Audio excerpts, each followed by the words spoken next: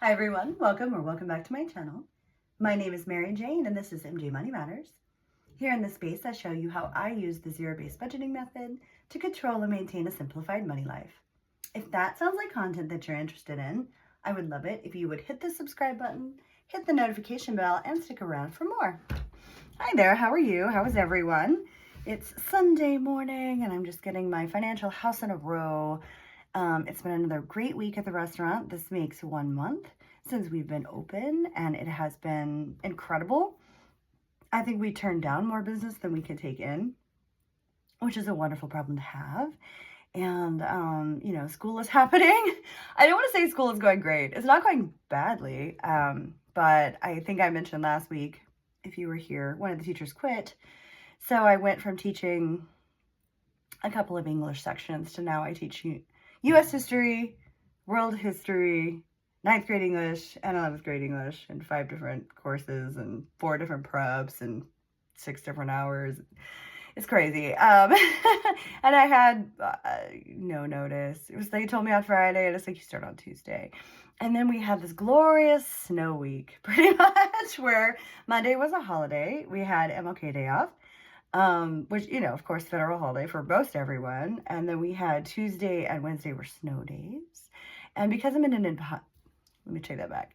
Because I am an independent contractor, if I don't work, I don't get paid. And I didn't think too much of it. But because we had Monday off and then Tuesday and Wednesday, I guess some of the other contractors had expressed to HR they were very nervous financially. And so the school made a decision to pay us on those 2 days, not MLK Day, but for Tuesday and Wednesday for the snow day. So that was unexpected and exciting. I'll get that next week. And it was definitely, I was not expecting, and I'm very grateful for that. Of course, I love my co-teachers, and, it's not terrible. It's just very hard. So I tend to get to work between like 7:10 and 7:15 in the morning. And then I work throughout the day. And then I come home to change, feed the cats, do something super quick if I can grab a sandwich or something. And then I go back into the restaurant and I work, sometimes it's basically into the next day, the next morning. And then take kind of like a wee nap before I go back to work again. So it's very intense. And there is an end date to that. It won't be forever. But, June 6th, that finishes. So what I'm trying to do, with my budget and, everything's dirty. My nails are dirty. Everything's dirty. Sorry, I was working until like 2:30 in the morning or something. So, yeah, I'm barely getting it together. I don't have a full day to get stuff done, basically. So it's like I'm doing what I can here and there until this June 6th date so that I can build up, get some things put aside, get an emergency savings put aside, get some of these things in the house taken care of, get the churro money put aside, get the moving van funds, the RV haul. I have big plans. And so I'm full steam ahead, knowing that there is an end date. I will have some days off. There's a midsummer break. There's a spring break. So there are things coming, but I'm working myself really hard, and I recognize that, and it's not a good work-life balance. I don't recommend it long-term or anything, but if you could give yourself a little steamroll for a hot minute to get you to the goals that you're trying to get to, it's, increasing your income is the fastest way to get to your goals, and it's not always pretty. So that's what I'm trying to do. All right, so this week. My total cash stuffing is $2,328. Some of that is digital, some of that is cash. I have $1,322 in cash today. So let's just get some counting done. Let's see. I like to watch people do the counting, so I'm like, maybe I should do the counting more. Here we go.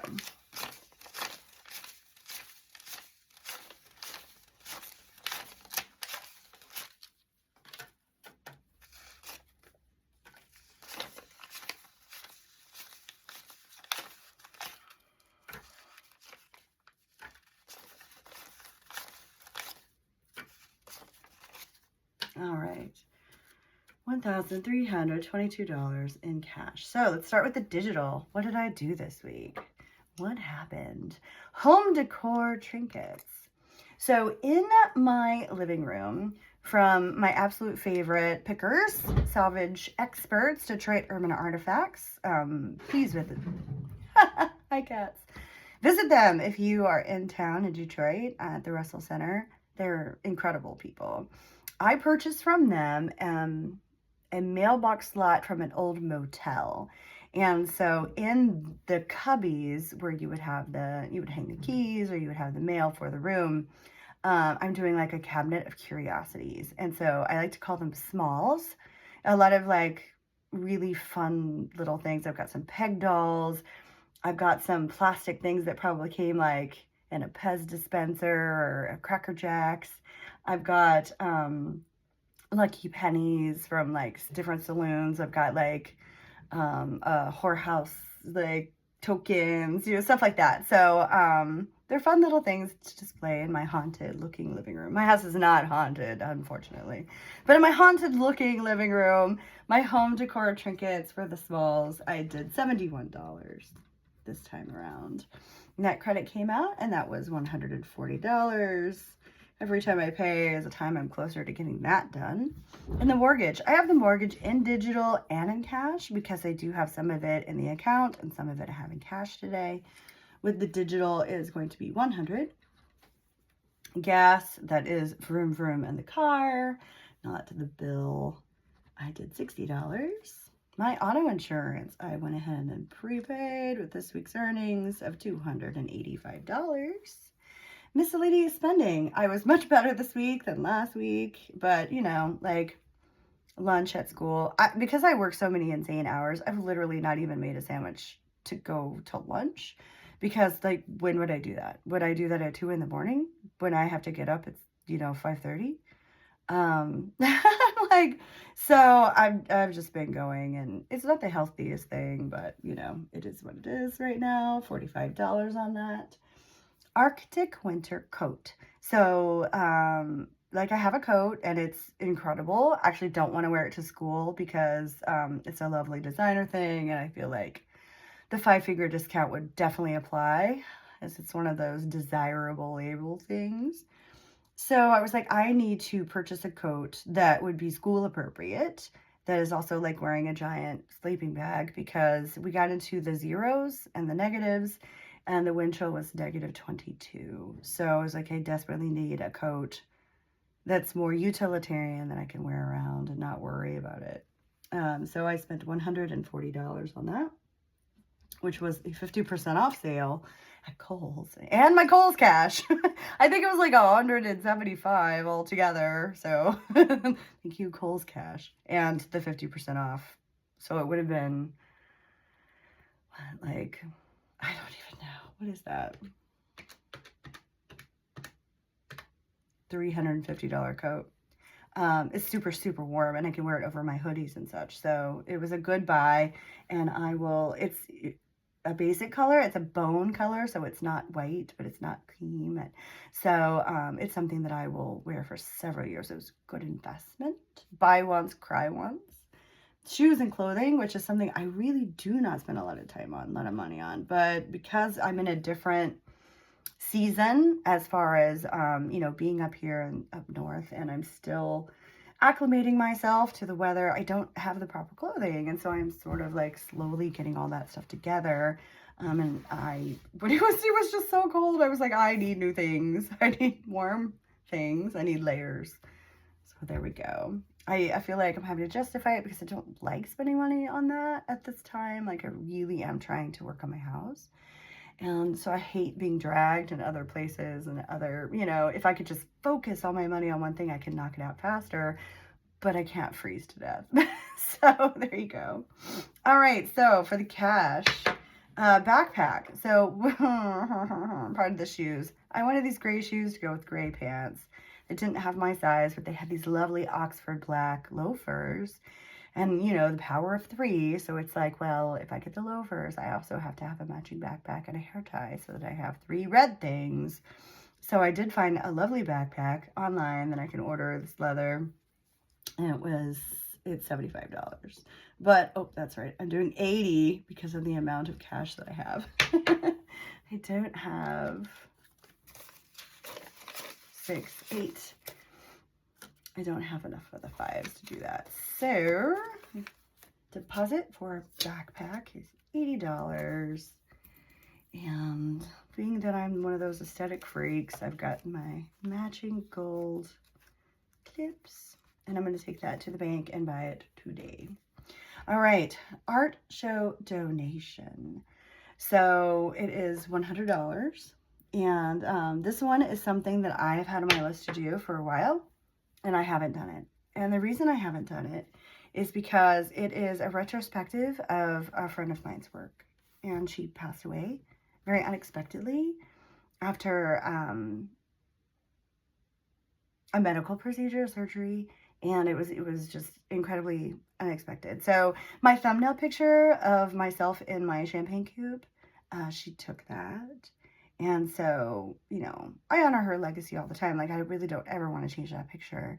But our friends, you know, her friends, our friends, and mutual acquaintances and such, they're putting together a big show of her work. I'm trying not to cry as I say this. In Dallas, where we're all from.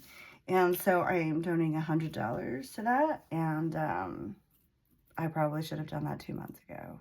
But I feel, you know, it's been a hot minute since it happened, but it doesn't feel real until it's like you have to face that it's real. So it's time to send that so I can help with the show. Savings ATM. So that's right here, and I am doing $100 and 5, 6, 7. So zero-based, taking all those dollars into consideration. When I was cashing out at work yesterday, my manager made fun of me for wanting $1 bills, and I was like, you don't understand. I use every single one. Every single one. He just laughed at me. That's okay. So I'm going to do a deposit.